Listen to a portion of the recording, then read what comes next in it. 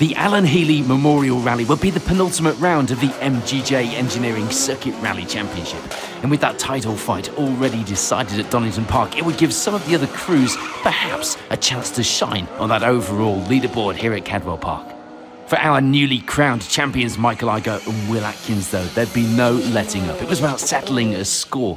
They hadn't gone well here in the Lincolnshire Wolds in the past. In fact, disaster had struck on both their previous attempts. So they'd be looking to put those demons behind them and get a good result this weekend. And it was going well so far. The lead after the morning's stages, but we had been here before. It wasn't a big lead either. In fact, it wasn't always a lead. Paul Murrow and Craig Simkis get to the midpoint of the day with second place, but they had in fact been in the lead of the rally over the first 3 stages of the morning with a cracking performance out of the blocks. This weekend, with a lack of four-wheel drive cars on the entry, it would be a chance for drivers like Alistair Stables and Neil Jones to get up onto that overall podium, and that was exactly what the target was. It's also where they started the day. 3rd place after 4 stages was good going in that Chevette, which is always a crowd pleaser and no different today. For Tony Robinson and Paul Spooner, it would be 4th, just 6 seconds behind the Chevette up ahead. But they'd been ahead at one point, and they'd be trying to get back into that podium position once again. The fight well and truly on. For James Garner and Jordan Joins, in that former championship winning Darien, it would be 5th place for now. 20 seconds back from Stables in the class, as they lie 2nd in the class for now. And 3rd in that class will be Stephen Sawley and Rob Johnson, themselves 25 seconds back from the Darien up ahead, looking like a bit of a missile here today. The time's opening up a little in the class. And in Class D, it would be the lead for Ken Sturdy, with former championship winning co-driver Tom Hutchings alongside. Ken out in the Vauxhall Engine Avenger this weekend, and with Tom alongside, the pair's local round of the series, and they've been looking forward to this. 7th overall for now after a big push, and they were in that class lead. The ITIA Spectrum pair couldn't relax though. The class lead was far from safe. They'd have only a second of an advantage over the escort of Alex Stubbs and Rhys Edwards, who end the morning 2nd in the class, 8th overall, Red Mist descending. In Class E, meanwhile, it will be the lead for Joseph and Daniel Duffy in the Lotus Elise. A great start for the pair, really adding to the variety of cars and classes, filling up the top of the results here at the penultimate round. And Cadwell Park, well, that's the perfect venue for a Lotus. Rounding out the top 10 will be Nigel Greensall and Graham Wild, the Toyota pair, also rounding out the podium positions in Class D as well with 3rd. And just taking a look at some of the class runners outside the top 10, it will be 2nd place in Class E for Paul Sheard and Colin Stevens. The MX-5 crew lying just outside the overall top 10 as well in 11th place. A big fight surely on the cards through the afternoon. In Class B, it was an early lead for Craig McIntosh and Dave Jackson. They took that lead from the start in that beautiful Escort Cosworth. Great to see the car out here, still competing for class victories. How good does that look and sound? The day has started off with Sam Gendy and Samantha Bartlett in 2nd place. But unfortunately, on stage 2, the pair would go wide on one of the corners here at Cadwell, crashing into the Marshall post just at the bike chicane at the bottom of the mountain. Not too much damage to the car, but it did cost them a handful of time getting going again. John Indry would be on hand in service to get them back out in the rally. So 2nd place in the class now will be Sir Andrew McAlpine, Mark Jones alongside the Subaru pair, just 26 seconds off the lead in the class now, and Andrew getting used to the Subaru, having been out in the Mini most recently. In Class F, it was the lead for Oliver and Simon Howard in the Micra, a good advantage in the class as well in that super prepared car over the morning stages. 2nd in the class will be a familiar sight and a crew that always go well here, both in the championship and at Cadwell. Kay Thompson and Reese Brooks in the Micra. They had a bit of time to make up to the leaders, but they did have a fairly comfortable number of stage miles to go and do it on as well.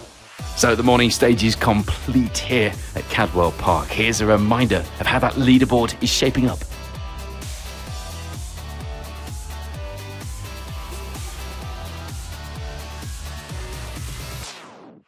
We're into the afternoon stage then here in the Lincolnshire Wolds.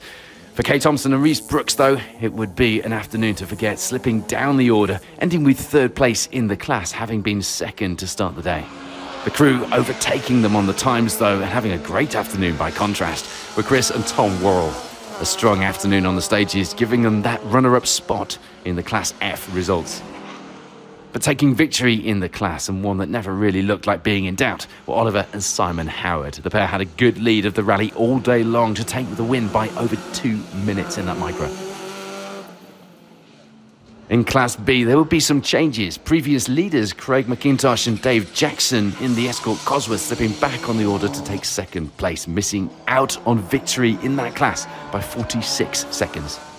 And what about that class win? Well, it would go to Sir Andrew McAlpine and Mark Jones. Class winners this weekend. Didn't take them long to get used to that Subaru again, did it? A good advantage as well on the timesheets by the finish.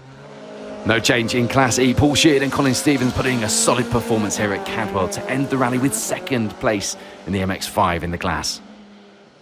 On to our top 10 finishers then, and in 10th place it will be Alex Stubbs and Reese Edwards, dropping a couple of positions overall to end the rally there, and with 4th place in Class D as well. 3rd place in that class, and just above on the overall leaderboard will be Nigel Greensall and Graham Wild, 9th place in the Toyota GT86. A fantastic and, as ever, very sideways and entertaining performance from Ken Sturdy and Tom Hutchings, but frustratingly for them, not the class victory that they'd been looking for all morning, and indeed looked like they were on for. They end the rally 8th place overall, 2nd in the class. There's no change in the lead of Class E though. Joseph and Daniel Duffy having a great run and ending the event with 7th place on the overall leaderboard in that Lotus Elise. When was the last time you saw a Lotus Elise in the top 10 of a rally?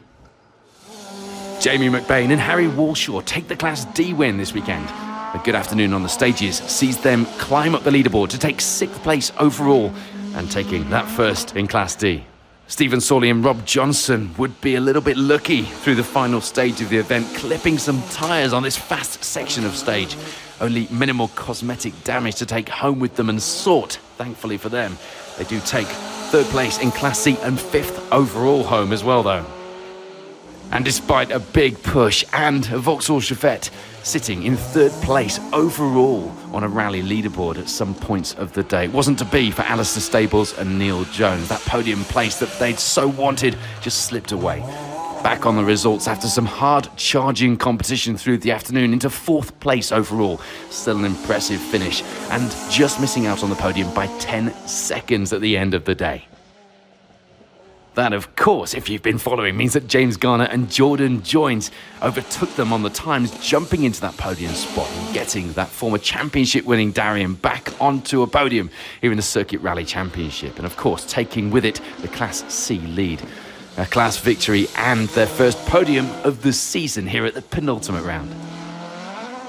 Disaster would strike though for Paul Murrow and Craig Simkis, an oil pipe coming loose and causing a fairly serious engine fire, albeit it would have been a lot more serious without the presence of a fire stick inside that Fiesta R5. Retirement on the afternoon stages after a stellar performance, but that does give Tony Robinson and Paul Spooner a leg up on the leaderboard into 2nd place overall and indeed in the class. But taking victory and proving that they could, after all, get a decent result here at Cadwell Park were Michael Igoe and Will Atkins, adding another victory to an already fantastic season for the pair. Could they make it one more at the final round at Anglesey Circuit? It's all about the seat time, and it's all about preparing for a title defence next season now for Igoe and Atkins.